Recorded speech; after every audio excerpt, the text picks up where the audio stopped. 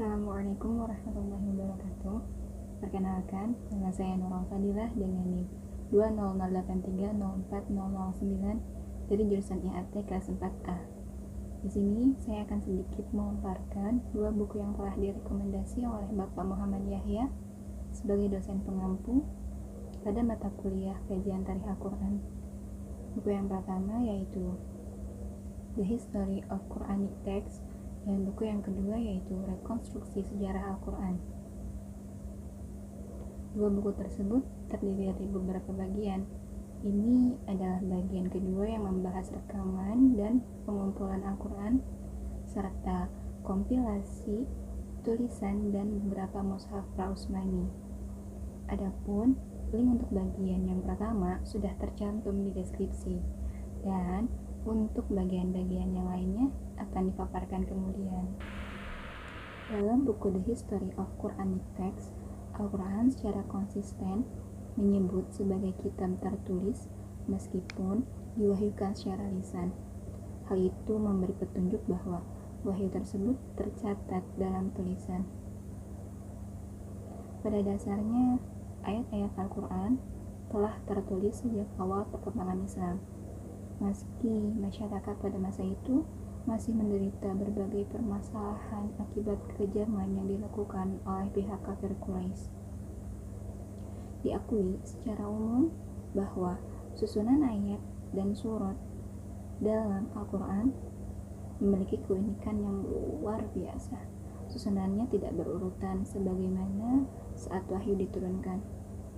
Rahasianya hanya Allah yang Maha Tahu, karena Allah sebagai pemilik kitab tersebut.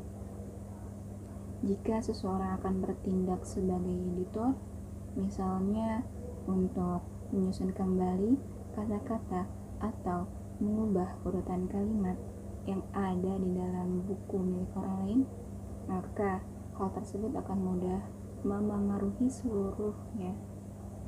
Hasil akhir tidak dapat diberikan pada pengarang karena hanya Sang Pencipta yang berhak mengubah kata-kata dan materi guna menjaga hak-haknya. Kitab Al-Quran mencakup surah-surah panjang dan pendek. Surah terpendek terdiri 3 ayat, sedangkan surah terpanjang terdiri atas 286 ayat. Adapun teori yang berkembang luas di kalangan sarjana muslim bahwa bangsa Arab adalah bangsa yang mayoritasnya buta aksara dan bodoh, yang sebagaimana lazimnya ditunjukkan dengan ungkapan jahiliyah. Bukti-bukti arkeologis menunjukkan bahwa suatu bentuk tulisan telah dikenal di Arab selama berabad-abad sebelum kedatangan Nabi Muhammad SAW. Seperti yang telah diketahui bahwa Mekah adalah suatu kota niaga yang sangat tergantung pada perniagaan untuk keberadaannya yang asasi. Dalam hubungan dagang yang teratur dengan daerah-daerah, di mana tulis-menulislah telah menjadi tradisi. Para pedagang Mekah tentunya telah mempelajari tradisi tersebut untuk kepentingan niaga dan kemudian menyebarkannya kembali ke pengalamannya. Dalam Al-Quran juga menyebutkan bahan tulis-menulis seperti katalog yang mengacu pada sejenis kertas kulit atau perkamen yang terbuat dari kulit binatang. Selanjutnya kata kirtas yang bermakna selembar atau sehelai lontar. Kemudian kata suhuf yang muncul beberapa kali di Al-Quran dalam kaitannya dengan wahyu pada umumnya, atau dengan wahyu yang disampaikan kepada Ibrahim dan Musa. Bentuk tunggal kata suhuf yaitu suhifah, yang bermakna selembar bahan untuk menulis, dan suhuf biasanya diartikan sebagai lembaran-lembaran terpisah yang tidak terjilid. Tulisan Arab yang berkembang terdapat 2 jenis. Yang pertama adalah khat kufi. Khat kufi digunakan pada masa itu untuk menyalin Al-Quran. Bentuk tulisan kedua yaitu khat nashih. Khat ini biasanya digunakan dalam surat menyurat. Dalam aksara Arab yang berkembang ketika itu, lambang sejumlah konsonan tidak dapat dibedakan antara satu dengan lainnya, sehingga pada perkembangan selanjutnya diciptakanlah titik-titik diakritis yang mengikuti model tulisan Suryani. Pengenalan titik-titik diakritis baik untuk vokal ataupun untuk konsonan, hal tersebut pertama kali dilakukan pada masa kekhalifahan Bani Umayyah, dan tokoh yang terlibat di dalamnya yaitu Abu Aswad Ad-Du'ali beserta murid-muridnya. Selanjutnya, bagaimana cara yang dilakukan kaum muslimin untuk memelihara Al-Quran pada periode Islam, yakni unit-unit wahyu yang diterima Muhammad pada faktanya dipelihara dari kemusnahan dengan dua cara.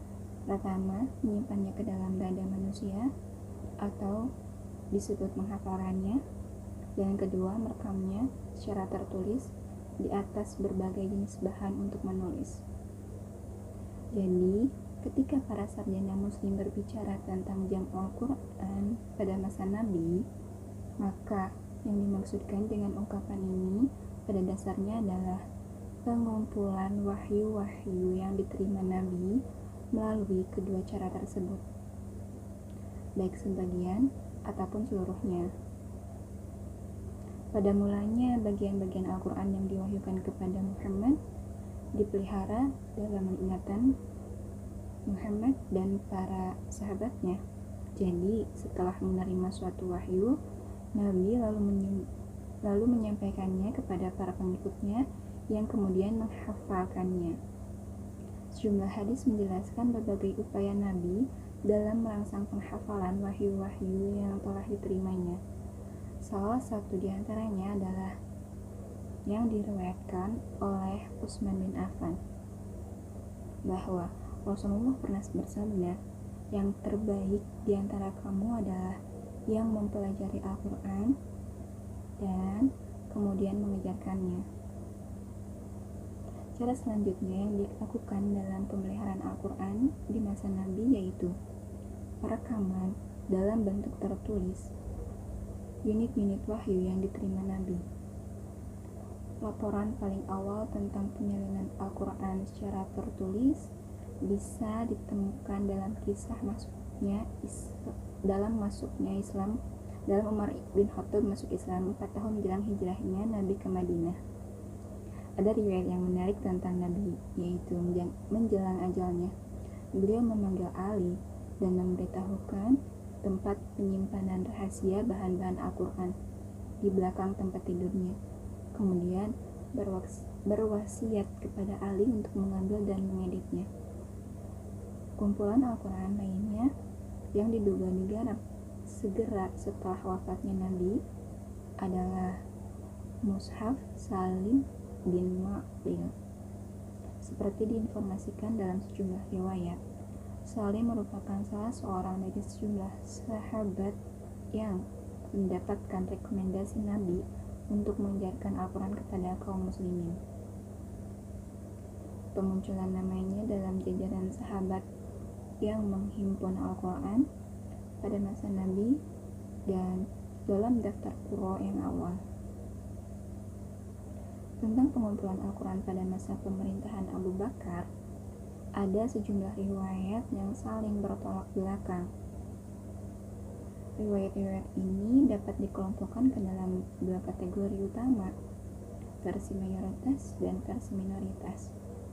Riwayat-riwayat versi mayoritas sekalipun tersebar luas hanya mengalami sedikit perubahan yang tidak substansial dalam kandungannya, sedangkan versi minoritas tidak memiliki kesatuan pandang tentang pribadi-pribadi yang bergulat dan terkait secara langsung atau secara tidak langsung dengan pengumpulan pertama Al-Quran. Berbagai versi riwayat pengumpulan pertama Al-Quran yang telah dipaparkan memperlihatkan keberadaan beberapa pandangan yang beragam di kalangan umat Islam. Pandangan pertama yaitu versi mayoritas mengungkapkan bahwa pengumpulan pertama Al-Quran dituntaskan pada masa kekhalifahan Abu Bakar. Sementara pandangan kedua, yaitu versi minoritas, tidak menyepakati sudut pandang pertama dan menetapkan pengumpulan Al-Quran pada masa kekhalifahan Umar. Dalam versi minoritas juga berupaya untuk mendamaikan kedua versi pengumpulan itu. Bahkan dengan versi pengumpulan pada masa khalifah ketiga dan pemunculan dua nama lain, yakni Ali dan Salim, sebagai pengumpul pertama Al-Quran. Tetapi pemunculan kedua nama tersebut hanya menekankan karakter personal upaya pengumpulan Al-Quran yang dilakukan keduanya, tidak dalam kaitannya dengan kumpulan resmi yang diotorisasi oleh khalifah sebagaimana diungkapkan dalam versi mayoritas. Mungkin bisa ditarik kesimpulan tentang pengumpulan pertama ini bahwa terdapat dua motif yang selalu dikemukakan dalam latar belakang diambilnya langkah tersebut. Yang pertama, yaitu bahwa Nabi belum mengumpulkan Al-Quran ke dalam suatu mushaf tunggal hingga Nabi wafat. Motif kedua yang berhubungan erat dengan motif pertama adalah wafatnya sejumlah besar penghafal Al-Quran pada pertempuran Yamamah, yang menimbulkan kecemasan Umar bin Khattab bahwa banyak bagian Al-Quran yang nantinya akan hilang. Selanjutnya akan dipaparkan mengenai kompilasi tulisan dan beberapa mushaf pra-Utsmani. Sebelumnya telah dipaparkan tentang eksistensi sejumlah kodifikasi tertulis Al-Quran yang pengumpulannya diupayakan secara sadar oleh sejumlah sahabat Nabi. Kumpulan tertulis ini telah mempengaruhi kumpulan Al-Quran yang diupayakan generasi berikutnya. Sebelum Utsman bin Affan melakukan penyeragaman teks Al-Quran pada masa kekhalifahannya. Sebenarnya, kitab Al-Quran telah ditulis seutuhnya sejak zaman Nabi Muhammad SAW. Hanya saja belum disatukan. Penyusunan Al-Quran dalam satu jilid utama merupakan satu tantangan karena nasih mansuh yang muncul kemudian dan perubahan ketentuan hukum maupun kata-kata dalam ayat tertentu. Ketika Nabi Muhammad wafat, berarti wahyu berakhir untuk selamanya. Tidak akan terdapat ayat lain, perubahan hukum, serta penyusunan ulang. Kondisi itu bertanda bahwa telah mapan dalam waktu yang tepat, guna memulai penyatuan Al-Quran ke dalam satu jilid. Dalam karya-karya yang ditulis para mufasir dan filolog yang awal, sering dijumpai pengungkapan atau perujukan kepada varian-varian pra-Utsmani. Namun, yang paling sering ditemukan adalah perujukan kepada mushaf-mushaf pra-Utsmani yang populer, seperti Ubay bin Ka'ab, Abdullah bin Mas'ud, Abu Musa al-Asy'ari, dan Miqdad bin Aswad. Pertama, Ubay bin Ka'ab, beliau adalah seorang yang masuk Islam pada masa awal dan turut serta dalam sejumlah pertempuran besar di masa Nabi, seperti dalam perang Badar dan perang Uhud. Pengetahuan tulis menulis yang dikuasainya dengan baik, bahkan sebelum masuk Islam, membuat Nabi menunjuknya sebagai salah seorang sekretarisnya begitu tiba di Madinah. Kedua, yaitu Abdullah bin Mas'ud. Beliau adalah salah seorang sahabat Nabi yang mula-mula masuk Islam. Setelah masuk Islam, ia mengikuti Nabi dan menjadi pembantu pribadinya. Ketika Nabi memerintahkan pengikutnya untuk hijrah ke Abyssinia, ia pergi bersama pengikut awal Islam lainnya ke sana. Ia pun berpartisipasi dalam sejumlah peperangan seperti dalam perang Badar, perang Uhud, dan perang Yarmuk. Selanjutnya, Abu Musa al-Asy'ari. Beliau tergolong ke dalam kelompok orang yang masuk Islam pada masa awal. Dikabarkan juga bahwa ia turut berhijrah ke Abyssinia. Setelah itu, ia diberi posisi sebagai gubernur oleh Nabi. Ketika Utsman terbunuh, penduduk kota Kufah menentang Ali bin Abi Thalib yang memaksa Abu Musa melarikan diri dari kota itu.